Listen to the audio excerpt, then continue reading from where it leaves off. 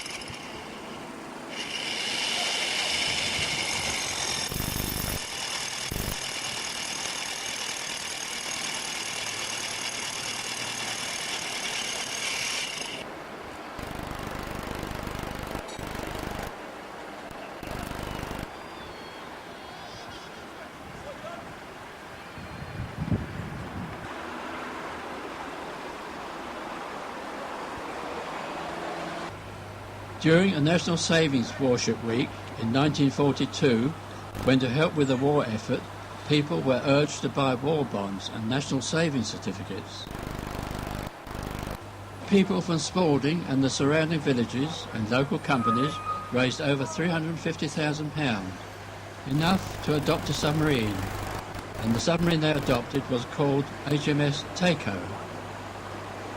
In memory of this event, this new river crossing is to be named Takeo Bridge.